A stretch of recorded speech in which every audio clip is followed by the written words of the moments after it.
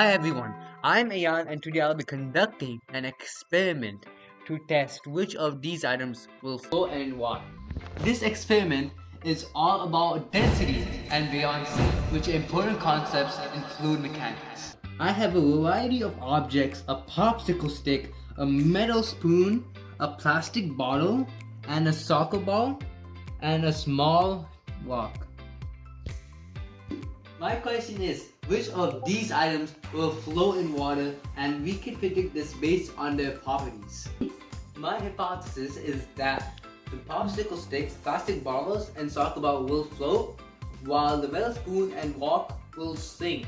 I think this is because objects that are less dense in water should float, while those that are more dense will sink. For this experiment, our independent variable is a type of object. The dependent variable is whether it floats or sinks. We'll keep the water temperature and volume constant as our controlled variables.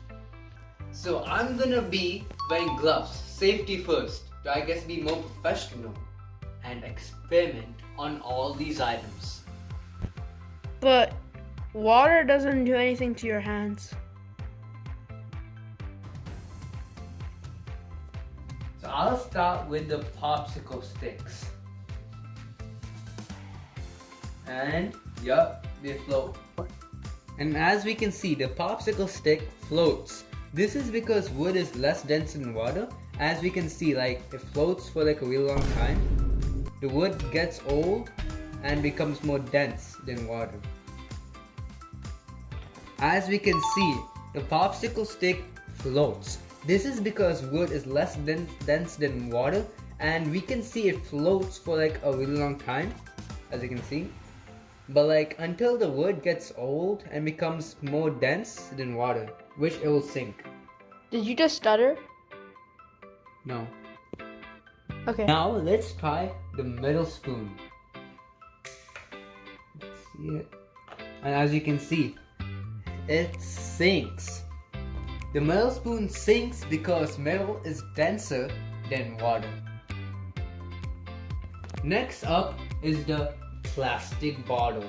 Let's see if it floats. It should float. And it floats. But my container is not big enough, as you can see. But you can see it floats quite well. It's because it's hollow and filled with air, so it make well, the plastic bottle floats as well because it's hollow and filled with air, making it less dense overall. Now for the soccer ball. As you can see, my container is too small, but the soccer ball floats too. Its design allows to hold air inside, which keeps the overall density lower than that of water. Lastly, let's test the small rock. And it sinks. It does not float just a bit, it just goes straight down.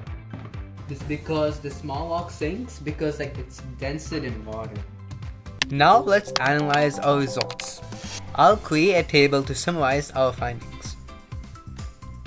As we can see from our table, our predictions were correct for all items. This supports our understanding of density and its relationship to floating and sinking. In conclusion, our experiment showed that objects less dense than water float while those more dense sink.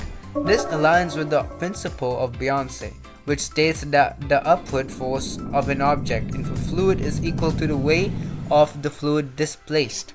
Some potential sources of error could include slight variations in water temperature or impurities in the water that might affect its density. Thanks for watching the experiment on floating and sinking. Hope this helped you understand more about density and buoyancy in fluids. Remember, science is all around us, even in a simple glass of water.